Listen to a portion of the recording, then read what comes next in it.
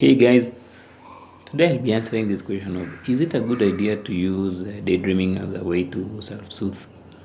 By self-soothing here I mean to calm yourself down, to relax. Let's say you've had a long day at work or at school, or you've had a long day with your family, and then you're just using daydreaming to calm yourself down. Actually, in itself, it's not really a bad thing to use daydreaming as a way to self-soothe, because if it's helpful for you to help you calm down, you can do it and there's no problem with it. But the problem comes in when it becomes habitual. Like daydreaming is very addictive.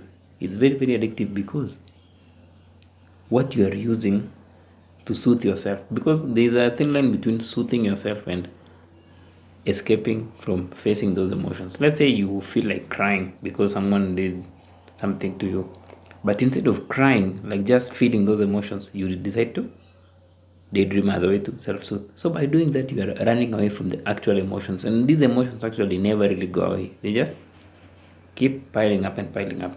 And the more you use it as a way to self-soothe, the more you're running away from your real life. So the more you keep doing that now, the more this habit becomes addictive, because you'll get to the point where any slight instance, let's say you even cook bad food, you daydream because you feel that you cannot tolerate any slight emotions. And something about life is to develop emotional resilience.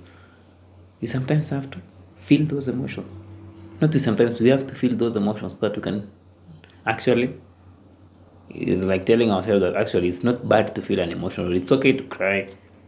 It's okay to feel angry. It's okay to feel sad. Those are just normal emotions. But if you keep pushing yourself to this point where you don't want to feel any negative emotion, you just want to experience calmness and all those things, it's like you're teaching yourself that emotions are bad things.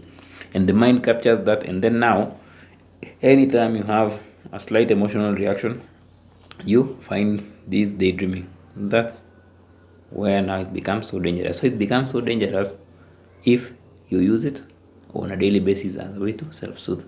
It gets to the point where it will not even be self-soothing anymore, because the emotions you run away from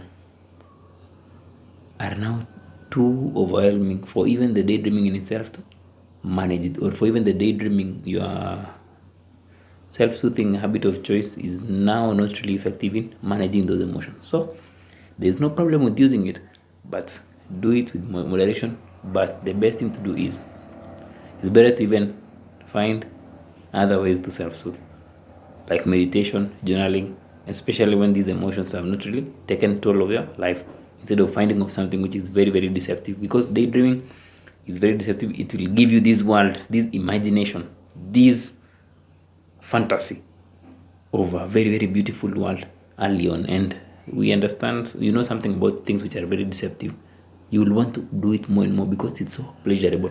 At least something like meditation is not pleasurable, or journaling is not pleasurable, so you will not really get addicted to it.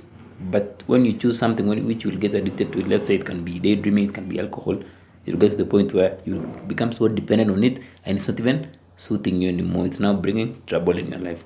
So it's not really bad to use it, but it's better for you to find another way to self-soothe. Even if you've read stories of people saying that I'm using daydreaming to wind down during the day, don't follow along with them. Just look for something else, because daydreaming is very addictive, and you'll find yourself being, or you'll easily get to the point where you are a maladaptive daydreamer. Like you feel you can't survive without daydreaming. Hope you found that informative, guys. Until next time, have a nice day.